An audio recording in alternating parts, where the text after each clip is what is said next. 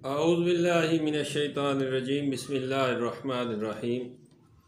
हकीम मियाँ Mohammad Hasan YouTube channel मतलब हसन की वसातत से एक नए नुस्खे के साथ आपकी खिदमत में हाज़िर है। आज का नुस्खा बिल्कुल सादा है, बनाने में बिल्कुल आसान है, सस्ता है, लेकिन उसके फ़वाइद बहुत ज़्यादा हैं और आप इस्तेमाल करेंगे तो इंशाअल्लाह अल्लाह के फ़ज़ल व करम से जो अमराज़ मैं बताऊंगा उन पे बड़ा जल्दी असर करेगा। यूरिक एसिड बड़ा हो, गुर्दे के अमराज हो, गुर्दे में पथरी हो, गुर्दे क्रिएटिनाइन बड़ा हो, ब्लड यूरिया बड़ा हो, मैदे का अल्सर हो, आंतों का अल्सर हो, मैदे के अंदर तज़ाबियत हो, गैस का मसला हो, तो ये एक ही नुस्खा आप इस्तेमाल करेंगे तो इंशाअल्लाह अल्लाह के फजल व करम से चंद दिन के इस्तेमाल से आप अपने आप को इन अमराज से नजात दहिंदा मुंतखब करेंगे। नुस्खा बिल्कुल सादा है। आंवला खुश्क आपने लेना है आधा पाव, आंवला खुश्क आपने लेना है आधा पाव, हल्दी आपने लेनी है आधा पाव। दो चीज़ें मैंने बताई, आंवला खुश्क और हल्दी आधा आधा पाव, और कूज़ा मिश्री आपने लेनी है 1 पाव। इन सब को आपने इकट्ठा करके सफ़ूफ़ कर लेना है।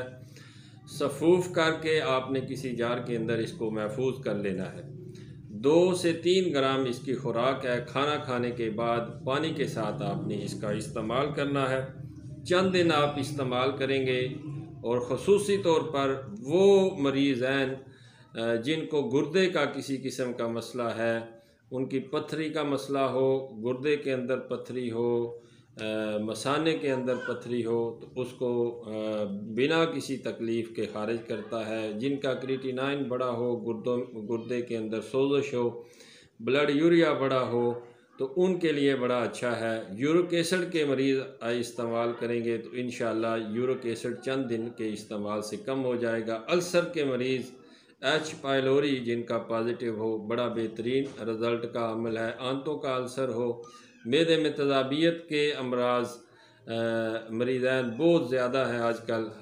हर दूसरे बंदे को मैदे का मसला है, तज़ाबियत की कसरत हो, गैसेस का मतलब है कि इजमा हो मैदे के अंदर, फ़मे मैदा पे गैसेस का इजमा हो, तो उसके लिए बड़ा अच्छा है।